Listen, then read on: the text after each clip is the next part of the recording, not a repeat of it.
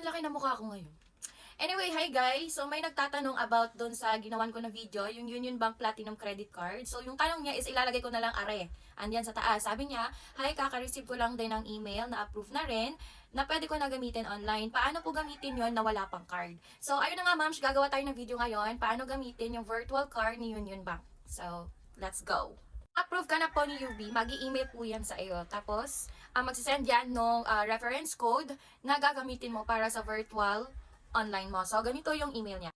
Ayan, so ganyan yung email ni UB sa'yo. We're happy to share that your Union Bank SNR, chuchuchu. Tapos, ayan guys, meron na siyang step by step. So, susundan nyo na lang yan. Tapos, kung maghahanap naman kayo ng reference number, ayan. Ayan guys, yung reference number na ilalagin nyo sa Union Bank app nyo. Next step guys is magda-download na kayo ng UB online app. Then, magsa-sign in or magla-login kayo. Tapos yun, kapag na-open na guys, so halimbawa ganito, i-open ko na yung Union Bank ko. Ayan, so nakapag-login ka na, nakapag-sign in ka na, ayan, nakapasok ka na, andito ka na sa dashboard mo. So, sa dashboard mo, guys, ayan, so sa taas niyan, merong add and manage. So, i-click mo yan, ayan, dito ka sa taas. Then, sa next, lalabas dyan is yung add account. So, dito ka sa add account. Then, ayan, so ang next naman is existing account yung i-click mo. Then, right after dyan, so andito ka na sa existing account, ang pipiliin mo dito, guys, ano ba yan? Ang ilaw. So, ang pipiliin mo dito, guys, is, ayan, i-click mo yan. So, may lalabas dyan.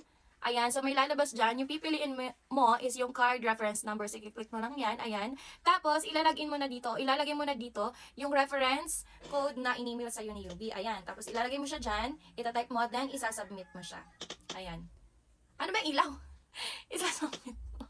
Basta guys, isasubmit mo siya. Then, balik ka na dun sa dashboard mo. Then, automatic na yan mag-a-appear yung virtual card mo. Ayan. So, magagamit mo na siya through online purchases, guys. So, ayun lang. And sana na-explain ko siya ng maayos. Pasensya na sa ilaw ko. So, ayun na nga. So, pwede mo na siya magamit through online. Kahit anong purchase, basta online. Kasi virtual card siya.